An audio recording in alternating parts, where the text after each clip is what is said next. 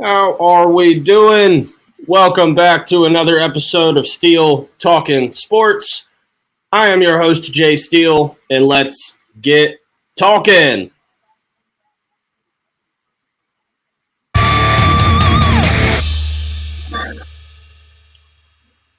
Welcome back. It is Monday, May 27th. We are here for episode 12 of Steele Talkin Sports.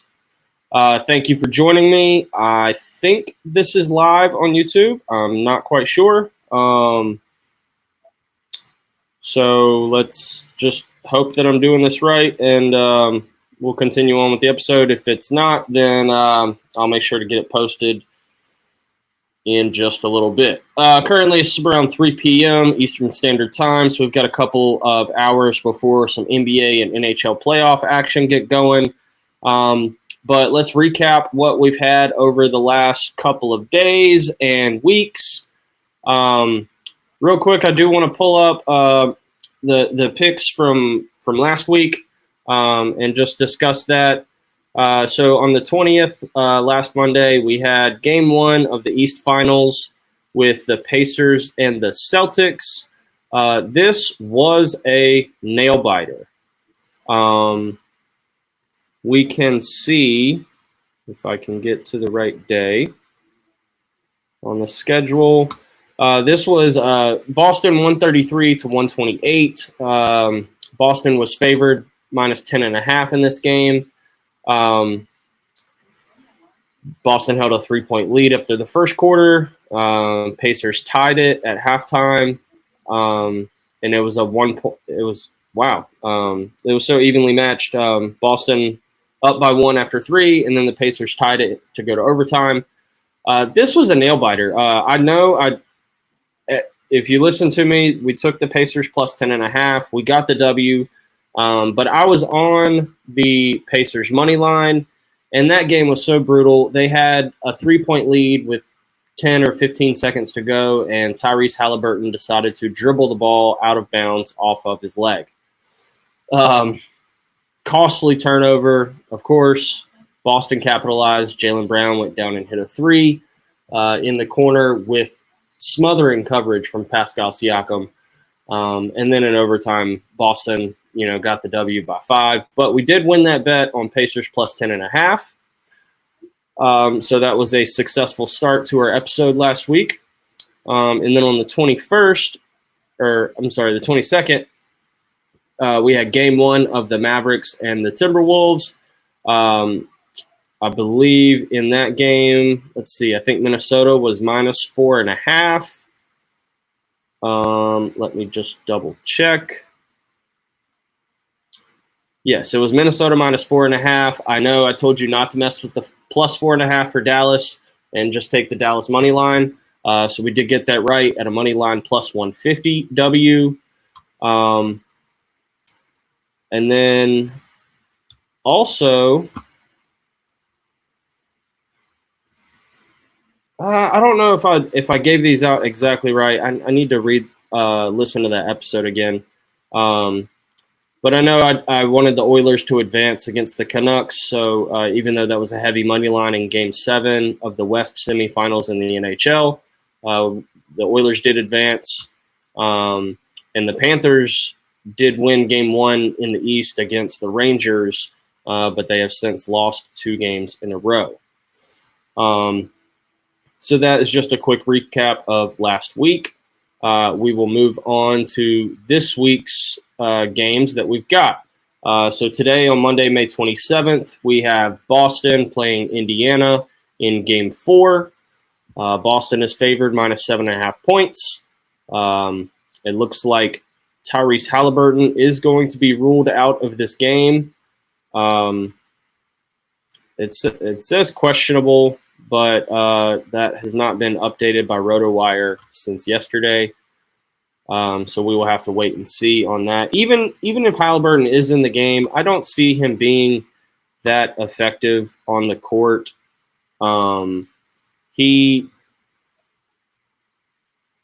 Something that I heard was that it was a coaching staff decision that kept him out of the game. in Game 3. It was not a decision of his own accord. If he had a say in the matter, I think he would have been on the court. So that tells me that I think the coaching staff and the training staff for the Pacers is protecting him at all costs. So I think that's just going to be a crucial piece of this game that if he's not in there, I don't see how Indiana can sustain the onslaught of Boston. But they have covered the spread in 2 of the 3 games. If you look at, obviously, Game 1 was plus 10.5. They lost by 5, so they covered that. Game 2 was Boston minus 9, and Indiana lost 126 to 110. And then in Game 3, Boston was favored minus 7 on the road, and Indiana only lost by 3 again, and that was without Halliburton. So that was because of a nuclear game from Andrew Nembhard mostly, but it seems to me that the Pacers can kind of operate without their star player because they're just a system type of team. They don't need the star player to be on the court to necessarily have the team function the way that they're supposed to. Now, can that be sustained again? I don't really know. Andrew Nembhard had a career game with 32 points, 9 assists, 4 rebounds, 12 of 21 from the field. But is that sustainable? TJ McConnell also put up 23 points, but you've got 4 guys that score 22, 22, 32, and 23. And then your other 4 players that scored only have 4, 4, 2, and 2. So it's possible that Indiana could cover the spread again, cover that 7.5 and lose. It is also possible that Boston could be kind of asleep and trying to walk through this game thinking that they've got it wrapped up at 3-0. And they could slip up and lose one, and maybe lose one on purpose, not on purpose, but not put as much effort into it, maybe play guys a few less minutes, and try to go win it on their home court in 5 games. Maybe that's something that Boston wants to do, win in front of their home crowd. I don't know. I don't think that matters to guys in the NBA, but I know most teams would prefer more rest than less rest. So I would expect Boston to put up a good showing in this game. When I was looking over the numbers, currently on DraftKings right now, 50% or 57% of the money line bets have been placed on Boston in this game. And conversely, 43% of the money line bets have been placed on Indiana. That number for Boston to win on the money line is minus 275, and Indiana is plus 220. So you have to put up some big money to win it back with Boston, but by the way the series is going, obviously it shows that Boston's probably going to win the game. But let's talk about some numbers to kind of back it up. Also, 85% of the bets that have been placed on DraftKings are on the over 222.5. These 2 teams do not play defense. The over has hit 3 games in a row in this series by a wide margin. In Game 1, the total was 223. There was 251 points scored. In Game 2, 224.5. There was 236 points scored. And then in Game 3, 220.5, and there was 225 scored. So all 3 games have hit the over, even with Game 3 not having Tyrese Halliburton. If you want to just play the over at 222.5, that is probably a really safe bet. But this could be one of those situations where when 85% of the people that have placed a bet on the over, this could be one of those games where it's 100 to 102, and you don't even get close to that 222 number. So be weary about playing the over-under, but with these two teams not really playing a ton of lockdown defense, it's easy to see that points can be scored, no problem. So I would be interested in that. Some other things that I was pulling up as far as stats. Derek White, his points total is set at 15.5 tonight. I wanted to note that 6 of his last 11 games against Indiana, he has gone over 15.5 points. In game 1, he had 15 points, 6 boards, 9 assists, 1 block, 2 steals, and 3 3-pointers made. Game 2, 23 points, 4 rebounds, 6 assists, 1 block, 4 threes made. And then in game 3, he had 13 points, 5 boards, 7 assists, and 4 blocks with only 2 3-pointers made. So in 2 of the 3 games in the series is the games that he hasn't hit the over, I'm sorry. But if you take out those 2, he would have been 5 for his last 9, hitting the over 15.5 against Indiana. So I would look for Derek White to have a good game tonight. Also, Jason Tatum has gone over his point total of 29.5 in 9 of his last 10 against Indiana. That's pretty impressive. And on the other side of the court, Miles Turner has gone under 17.5 points in 6 of his last 10 games against Boston. So those are some guys that you may want to key in on if you're in the player prop market for this game. The Jason Tatum double-double is pretty much a lock. Doesn't really matter if he gets there with points and rebounds or points and assists or, hell, even just rebounds and assists because he didn't shoot the ball that great in Game 3. Jaylen Brown to make the first basket of the game. He takes the first shot a lot of times. So that would be a very, very good I think I can't remember if I filtered this for this season. It has to be because it's 19. But Jaylen Brown made the first basket of the game for Boston 19 times. That's a lot. I think I'm getting that right. I hope I read that stat right. Jaylen Brown's points is set at 25.5.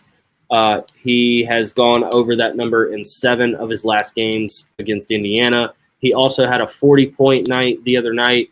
So if he puts up another pretty impressive performance, he could be the Eastern Conference Finals MVP. So, just depends on how he and Tatum split the numbers and the minutes or the shots. But I would be looking at Jaylen Brown over 25.5 points tonight. As far as the game goes, I've liked Indiana in every game. I've gotten the spreads right in games 1 and 3 by taking Indiana plus the points. But I've also sprinkled the money line in both of those games, and Indiana lost by 3 in both games. So they've been in the mix. Do I think they can do it again in Game 4? I don't know. It's tough. I don't really care whether Halliburton plays or not. I kind of liked watching the team play without him. They still run up and down the court. They just need to play a bit more defense. There's moments where they're just foul happy. And, I would rather see a team not foul a guy on the way to the basket and just let him take a layup rather than waste all of these fouls trying to slap the ball away. And now you're having to put in your 9th, 10th, 11th guy off the bench because you're in foul trouble. I don't like that, so I'd rather see Indiana try to play a bit more straight-up defense, get your hands up in the air, and guard somebody. But with that being said, I think Boston closes it out. I would play the Boston -7.5. And if you could probably just pair that with the over as well. I would maybe want to get down to like 220. So take like 219.5. Take the over and Boston -7.5. I think that would be a really good play. Let's load that up on the old DK, and we'll see what those odds are for us tonight. NBA. The current spread is -7, so I'm going to go to alternate spread and just get that half point because if it ends as a 7-point win, you do not want to have a push.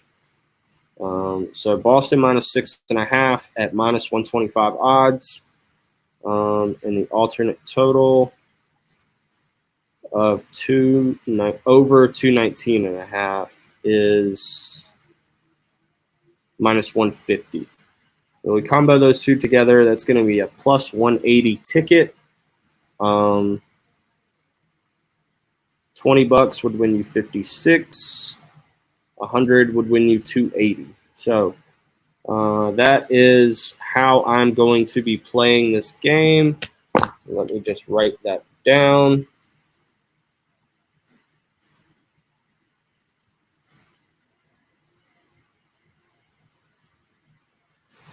Okay.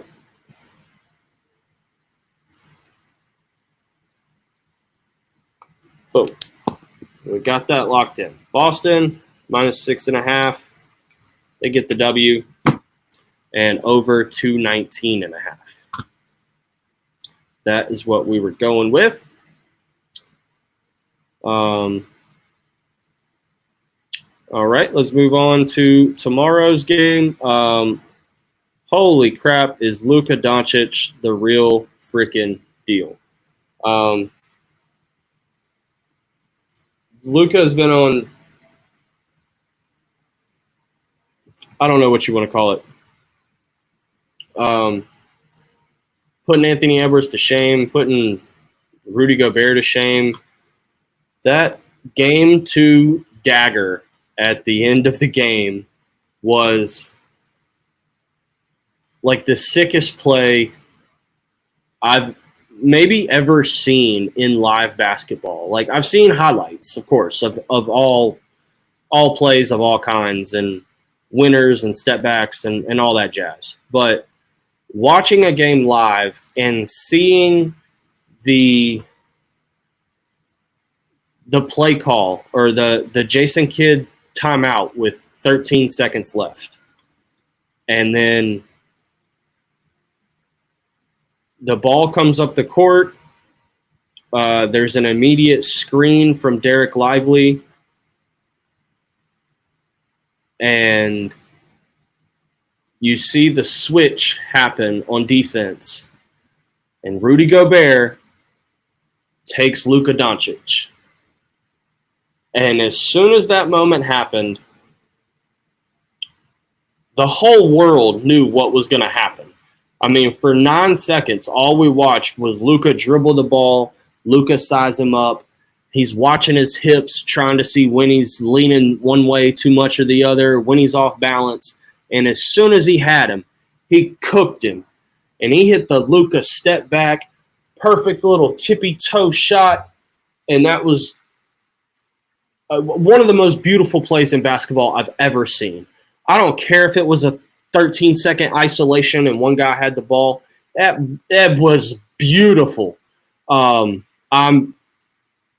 so impressed watching this Dallas Mavericks team that I can't. This is like they took over after the Knicks loss. Like, they took over as my new favorite team. You see me wearing Dallas shirts like all the time, Dallas hats, obviously. I'm a Dallas fan. I might like fully ditch the Charlotte Hornets and be a full-time Dallas Mavericks fan. I don't care. This team is that electric. I really hated to see in Game 3 the unfortunate knee or neck or head or neck injury to Derek Lively. He was playing so well in this series and in that game. I had him going for a double-double, and he was well on his way. He had 6 points and 4 boards only in the first half. Like, he was well on his way to getting there. Unfortunate, incidental contact of a knee to the back of the head when he like kind of fell on a rebound and Towns was going in. But earlier in the game, Towns went up for a layup and he got Derek Lively in the groin with a knee. Definitely looked like he caught him in nuts and berries, and I'm sure that hurt. It should have been an offensive foul, maybe a flagrant, because it's just you can't hit my man in his man parts. Like, come on, dog. Like, you can't do that. So they said it was a natural movement of Towns going to the basket, but when you watch it in replay, dude, it's clear as day. He led with the knee.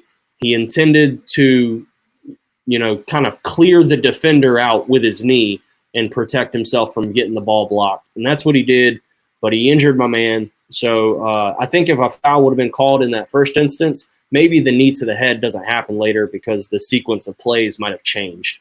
But either way, Daniel Gafford and Derek Lively are the difference in this series, I think, for the Mavericks. Like, Luka and Kyrie have been great. Derek Jones Jr. is showing up when he needs to. PJ Washington had a great game 3. But Derek Lively and Daniel Gafford are way better down low than Karl Anthony Towns and Rudy Gobert. I don't care that Rudy's the 6th man of the year or the defensive player of the year. He looks like trash. Naz Reid is the 6th man of the year, but he doesn't guard anybody down low, even though he's like 6'9", 6'10". He is a 3-point shooter, and he had one good game, and that's about it. And even in that game, they lost. He made 6 threes. He had a chance after Luka made that crazy step back to win the game, and he didn't. So I just don't think that Minnesota has recovered from the Denver series. I think they're still exhausted. I think they're still like trying to recover from all that energy they spent, because it looks like for 4 or 5 minutes they've got it all together. And then the next 4 or 5 minutes, it's like, what the hell is this team doing? So I just think they're gassed, they're mentally fatigued, and they're down 3-0. I just don't see a way that they come back in this series. Dallas is at home for game 4. Their crowd is going to be even more hyped than they were in game 3. I mean, when the game started, there were like still smoke in the arena from like fireworks that they set off for some damn reason. And these boys were making buckets. They didn't care that they could barely see the basket. I noticed that on television. I don't know if you guys did, but I definitely saw that there looked like there was like fireworks smoke in the air inside the arena. So I thought that was weird. But let's get into some of the numbers for this game. 51% of the bets have been placed on the Mavs money line. 59% of the bets on the spread have been placed on Dallas -2.5. And then this is insane. 94%. Yes, 94% of the bets on the over-under have been placed on the over. That is insane. I've never seen a split that high on DraftKings. I mean, I've only been using DK for 2.5 months now, since early March, but I've never seen a betting split that high. Now, all 3 games have gone over. Game 1, the total – actually, all 3 games have been 207, 207, and 207.5. Game 1, 213 points. Game 2, 217, and game 3, 223. So they've had no problem getting to the over.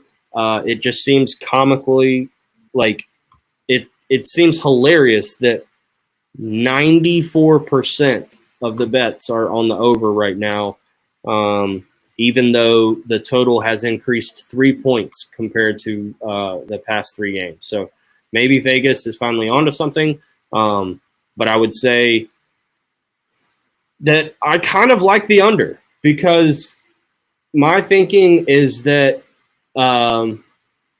this is going to be a shutdown game for Dallas. They're just going to lock down on defense and prevent Anthony Edwards from driving to the basket and put the ball in Rudy Gobert and Karl Anthony Towns' hands, because that is the key to winning the game. Karl Anthony Towns has gone under his point total. His average is usually his over-under is like 19.5 or 20.5. Obviously, if he's had a couple of good scoring games where he gets to that number or right at it, Vegas bumps it up to 20.5 or even 21.5. But in the playoffs specifically, he's gone under 20.5 3 out of the 4 games against Phoenix, 4 out of the 7 games against Denver, and all 3 games in this series against Dallas. His threes mark toward the end of the regular season was hovering at 2.5 most days. It's now down to 1.5. And he went 0 for 8 from 3 in game 3. Ace, stop. Lay down. So I would be looking at Karl Anthony Towns under his point total of 19.5 points. I just don't think the matchups are good. One, he's slow, and he's coming off of, what was it, like a minor knee surgery or a cleaning earlier in this season. So, like, he hasn't played a full season, and his knee isn't fully healthy. But also the matchups are bad. If Gafford or Lively are on the court and they're guarding him, they have more size than he does. And when he gets down low, he can't get the ball to the rim over those guys. He's better. His best chance to get these points is going to be a rebound tip-in or a 3. But like I said, he's been struggling from the 3-point line. Like I said, he went 0 for 8 in game 3. He was 1 for 5 in game 2 from 3, where he totaled 15 points, 4 of 16 from the field overall.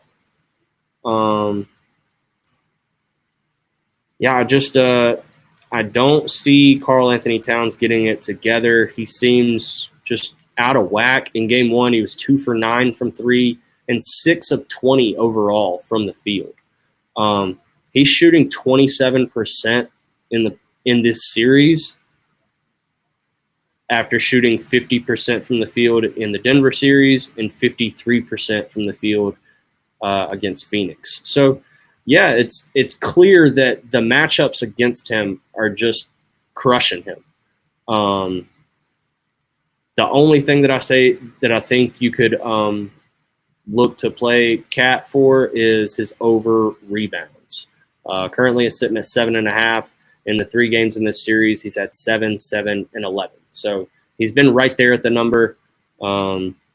He did get over that number in 4 of the 7 games against Denver. But fade Karl Anthony Towns. Other notable things that I found for this series, Dallas this year, when as a favorite, they are 45-16. Minnesota as the underdog is only 14-13. And that would include last night's game where they were the underdog. So before that game, they were only 14-12. They're mediocre when they're the underdog. Luka, over his point total of 30.5 points in 4 of the last 5 games. He's over his rebounds of 8.5 in 6 of the last 10. And he's over 8.5 rebounds in 23 of his last 30 games. So hop on Luka over 8.5 rebounds. I think that's a really solid bet for game 4. Also, he's made 5 3-pointers in 4 of his last 8. In game 3, he also had 5 steals, and he's had over 1.5 steals in 4 of the last 8 games. So those are some other player props that you could look at. Luka over 3.5 threes. That's probably what his 3-point number will be. I see him shooting more threes to try to keep any contusions with other players, like in the paint, away from his knee and ankle. So look for him to shoot probably 6, 8, maybe 10 threes again in Game 4. So I like that bet. And then the steals, he's incredible at finding the ball or like hiding in a passing lane, and people don't notice a 6'7" Luka Doncic standing there. Like, he is that tall. You understand that, right? Like, he's a 6'7" point guard. But he's sneaky. I love his game. So maybe, like, just throw a Luka parlay, like over 30.5 points, over 8.5 rebounds, over 3.5 threes, and over 1.5 steals. That'll probably be like 10 or 12 to 1. Yeah, I mean, it would be fun to watch that game, and throw in Dallas to win. You could get probably like 25 to 1 on that combo. But when it comes down to the game, yeah, I mean, I can't really disagree with everything I just said right there. I think Dallas is going to close this series out. I think they realized last night that even though they already knew this, but they are the far superior team to Minnesota. Luka said it best when he talked shit to Rudy Gobert in Game 2 after he made that step back. He said, "You can't fucking guard me." And there's literally nobody on the team that can guard him. Anthony Edwards could, but if he guarded Luka, there'd be so many more fouls called, and this game would take 4 hours to play. In addition to that, he would be so gassed that he wouldn't be able to make a bucket on the other end of the court. So, yeah, I'm going to be backing the Dallas Mavericks at the -2.5 number. And that is -110 odds right now. And I want to play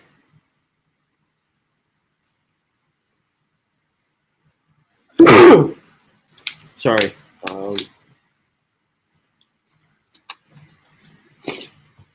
I want to play the over, just because, like I said last week, I love watching points being scored, so I'm always gonna favor the over.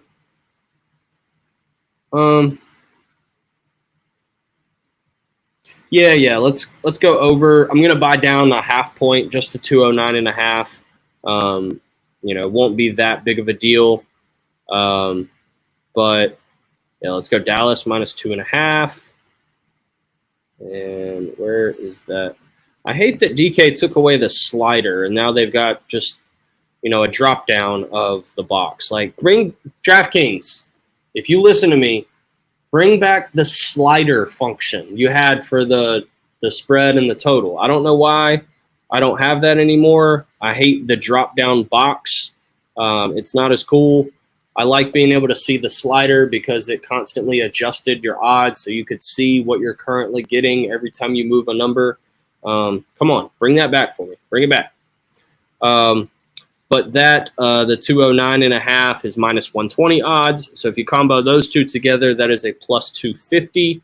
Obviously, 100 would bring you $350 back. So that is what I am going to be playing this week. And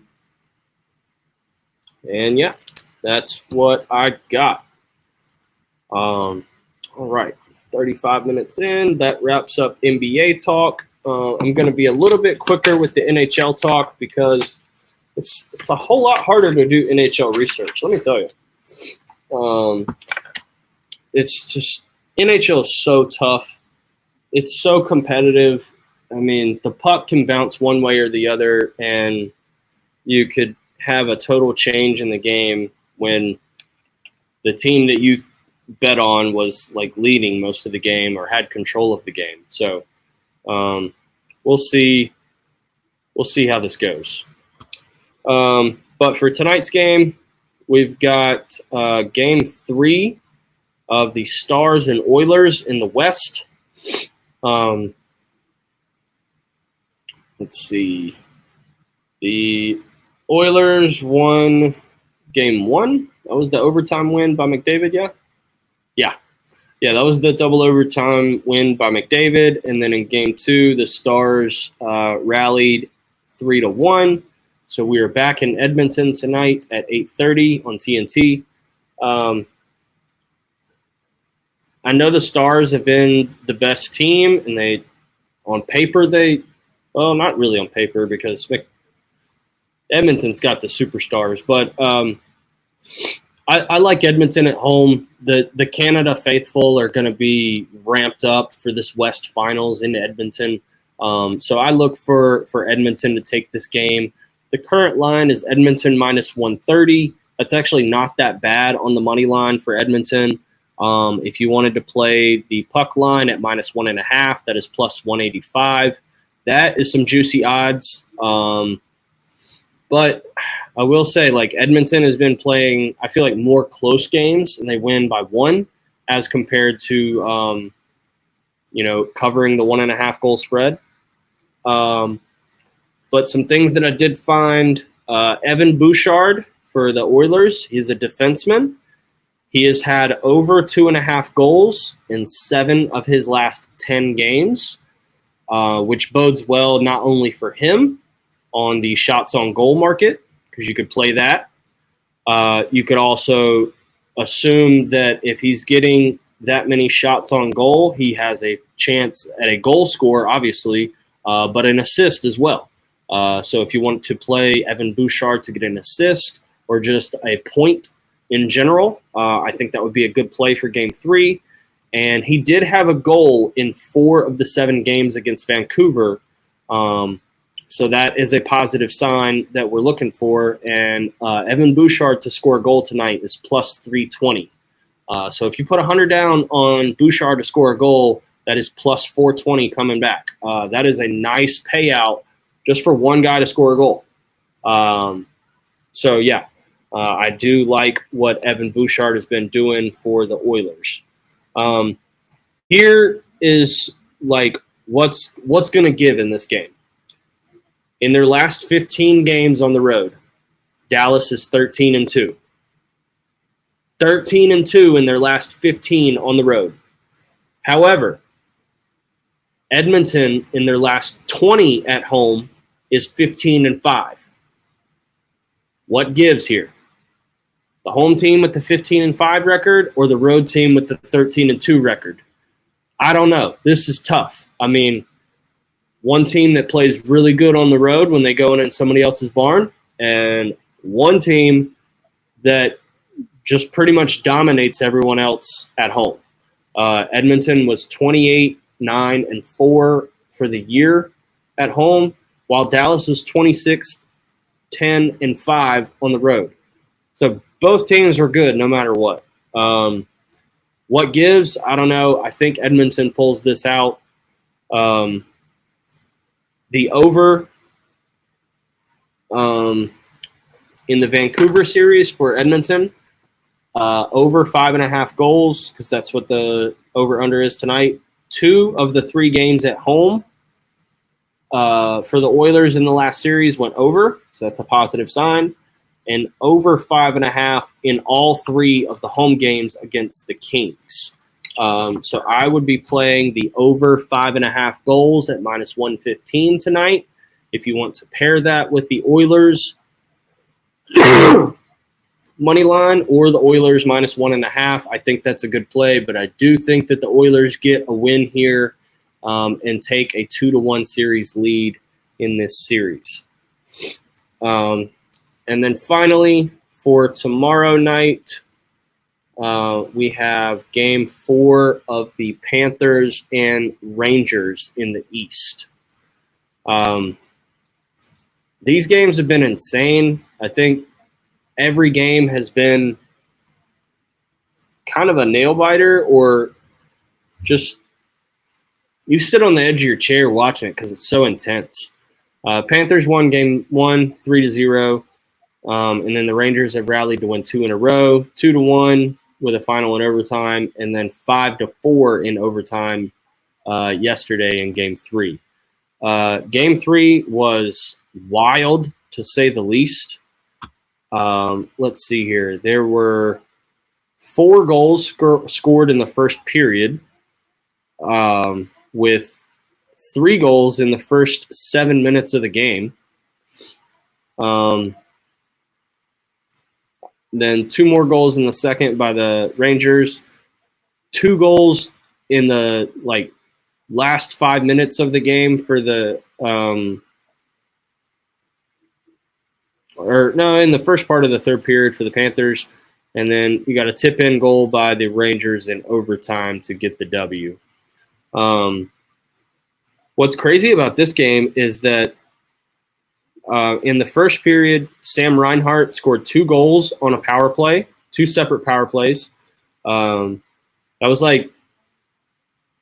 I don't want to say it was the first time, but it felt like it was the first time that, at least for the Panthers, that any player had ever scored 2 power play goals in the same period in a playoff game.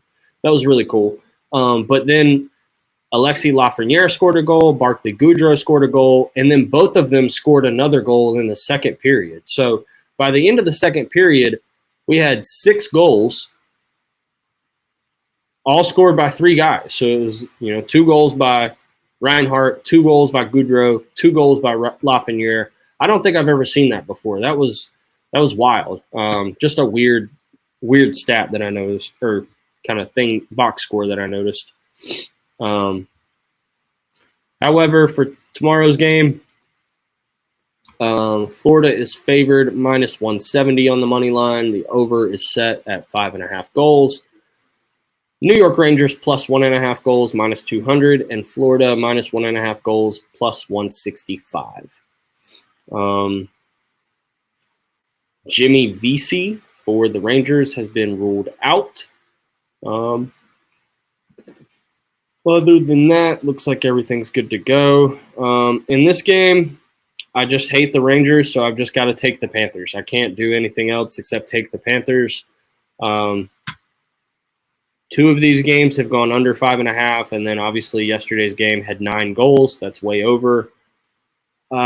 Usually in these playoff series, you see more goals scored in the early games, and then defense really clamps down in the late games.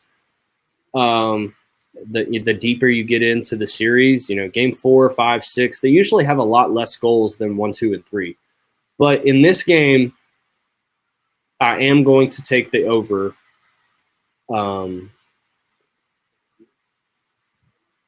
Because I just want the Panthers to obliterate Rangers. So we're going to take Panthers money line at minus 170 and over 5.5. All right. I think that covers everything for today. I know it stinks. We've only got 2 basketball games and 2 hockey games, but that's what it is. That's what the sports world provides us. I have not been talking Major League Baseball. 1, because my Braves are kind of win-loss, win-loss, win-loss. Also, we can't seem to get off the injury bug, so we have another player down. Last year's MVP, Ronald Acuna, down for the year with a torn left ACL. 2 years ago, he tore his right ACL. Then he wins the MVP. Now he's out again. This guy just can't catch a break. It's painful, but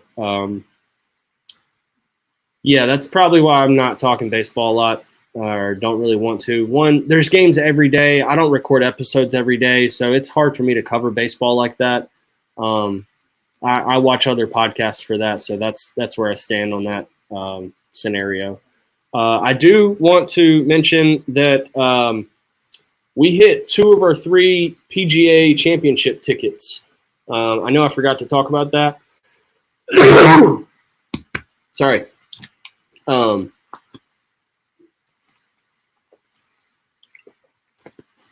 But if you listen to the PGA Championship episode that I put out, episode 10, I gave out Colin Morikawa to make the top 10. That was a cash. I gave out Justin Thomas top 10. That was a cash. I did mention Max Homa top 10. He did not make it. But But 2 of the 3 like locks that I put out for the top 10 cashed at the PGA Championship, so that was pretty fun. Obviously, the whole issue that happened to Scottie Scheffler was just ridiculous. But the memes and content that have come out since that whole thing happened has been quite hilarious. Free Scottie, Scottie's innocent. But yeah, I did want to mention that we did hit 2 of the 3 PGA Championship tickets.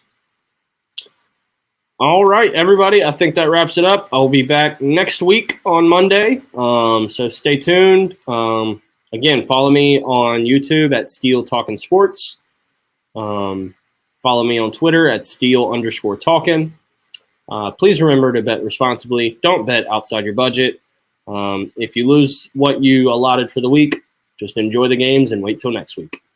Until next Monday, I'm Jay Steele. This is Steele Talkin Sports, and I'll see you later.